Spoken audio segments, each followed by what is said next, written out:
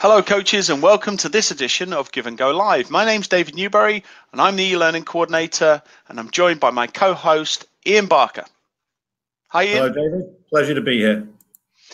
So Ian, this one is about defensive pressure in the attacking half of the field, and as you can see here we have a 7 versus 7 with each team having a goalkeeper and one player that remains in the defensive third of the field to begin with. In the center of the field, we have a 5 versus 5, and those players are restricted to begin with to maintain their position in the middle of the field until that team has possession of the ball, and then at that point, the attacking players can move into the final third. So let's talk about some of the methods we see on this particular sequence.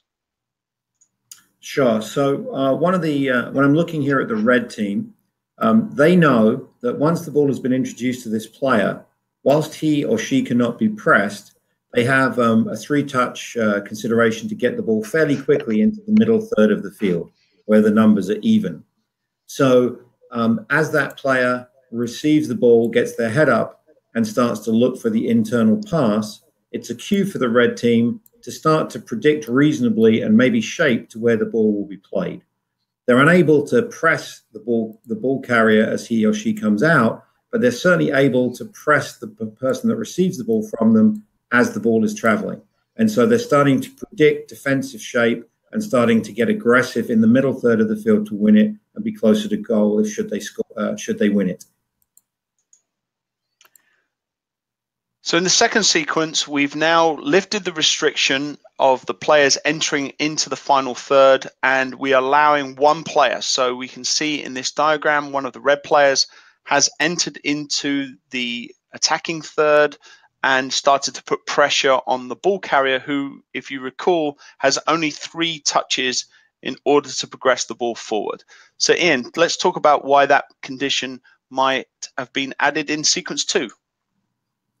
Yeah, so the key here is the initiation of pressure and what are the cues.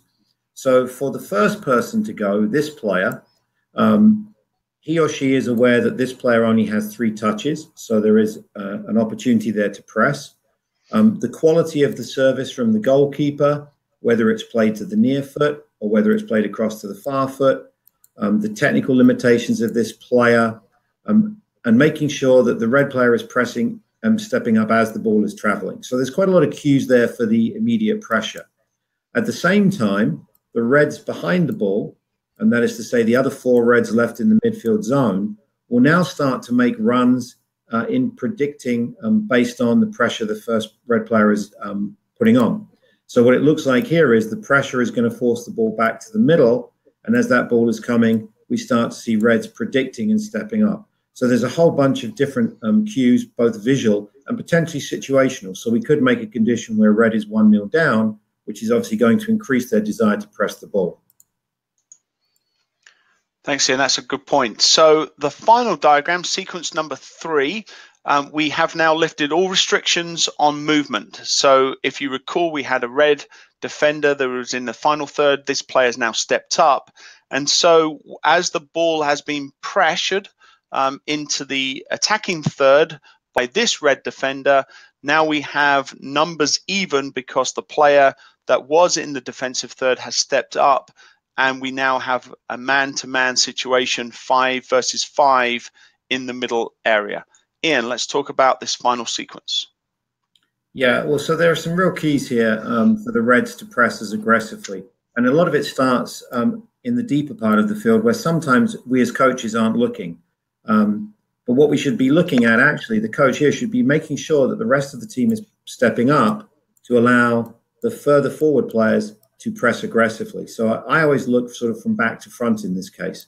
But what I think is important here is if we create a condition where maybe the yellow players or the yellow goalkeeper, excuse me, has to distribute in the back third or the middle third, but cannot initially punt the ball, a really good indication for the Reds that there's a high risk-reward proposition to step up and aggressively pressure, because should they win it, they're really close to the goal.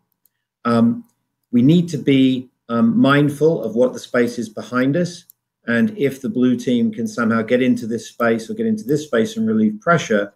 So when we do press, we need to press as demonstrated here with the entire group stepping on, and then trying to work on the whole risk-reward proposition of winning the ball close to the opponent's goal and a short distance. This would be reminiscent perhaps of some of the great Barcelona teams of recent years. Well, thanks very much, Ian, for your time, and coaches, look forward to having you join us on the next Give and Go Live.